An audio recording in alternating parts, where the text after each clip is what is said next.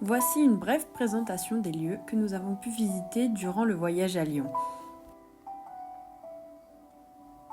Tout d'abord, nous avons eu la chance d'être accueillis au sein de l'association Amélie, située dans le 2e arrondissement de Lyon. Le rôle de cette structure est basé sur l'accompagnement administratif et numérique, mais son action se porte plutôt en faveur de l'accès aux droits. Car oui, certains publics n'exercent pas leurs droits, tout simplement car ils n'en ont pas connaissance. Ces personnes sont donc dans l'incapacité de faire valoir leurs droits fondamentaux, comme le droit lié au logement, au travail et de nombreux autres encore. Des démarches d'accompagnement sont alors mises en place pour informer le public et les orienter dans des démarches à suivre pour exercer ces droits. En dehors de l'accompagnement, l'association joue un rôle dans la contribution à la reconstruction du lien social dans les quartiers pour éviter l'exclusion, mais aussi en milieu scolaire pour créer des liens entre les élèves. Ensuite, nous nous sommes rendus au lycée Carrel pour rencontrer les représentants de la fondation Emmaüs. Cette rencontre nous a offert l'occasion d'échanger sur les enjeux du mal-logement. Nous avons pu comprendre les différentes causes de ce mal-logement, comme les difficultés d'accès au logement, les mauvaises conditions d'habitat ou encore le risque d'exclusion. Cette rencontre nous a aussi permis d'en apprendre plus sur les manières d'en sortir, car l'objectif de cette fondation est de garantir le relogement ou l'hébergement, en particulier à des personnes reconnues prioritaires. Cependant, les chiffres concernant les personnes mal logées en France restent encore trop élevés, puisqu'en France, en 2023, 4,2 millions de personnes sont mal logées. Puis nous nous sommes rendus dans le quartier de la Duchère, situé dans le 9e arrondissement de Lyon. Nous avons pu y rencontrer Manuel Brezas au sein d'un tiers-lieu social. C'est un médiateur paysagiste qui travaille au sein de la fondation Ma Friche Urbaine. Il est chargé de s'occuper d'un projet nommé La Duchesse au sein de ce quartier et d'encourager les habitants à nouer des liens et faire de nouvelles rencontres. Ce quartier va être totalement rénové pour une meilleure qualité de vie pour les habitants qui y vivront par la suite.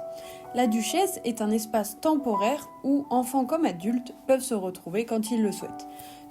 Enfin vient le moment que nous avons le plus apprécié durant ce voyage, les petites cantines situées dans le Vieux-Lyon. Leur concept est de tout simplement pouvoir apporter un bon repas à ceux qui n'en ont pas forcément les moyens.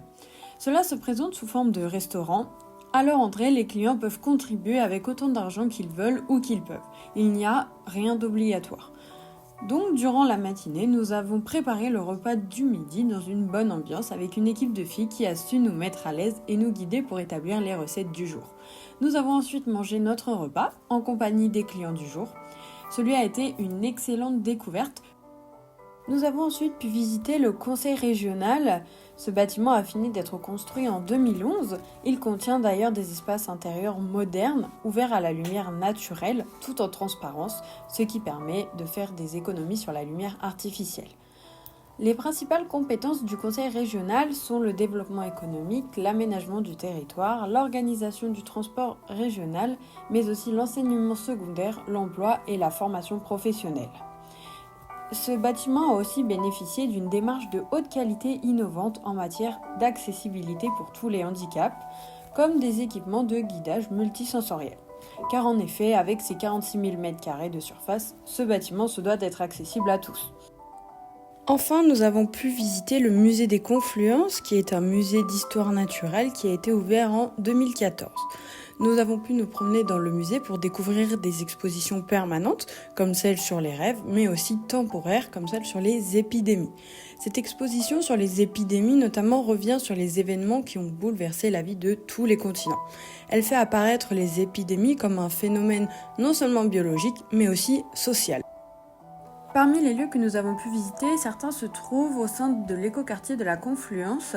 C'est un exemple de développement durable et de mixité sociale. Il a été créé en 1999 par la métropole de Lyon. C'est un projet d'aménagement urbain qui vise à intégrer des objectifs de développement durable et à réduire son empreinte écologique. Tout est organisé pour maîtriser les consommations d'énergie, réduire les émissions de CO2 et les pollutions, assurer le recyclage des déchets et bien gérer l'eau. Il doit aussi proposer des transports en commun efficaces et promouvoir des mobilités sans émissions de gaz à effet de serre.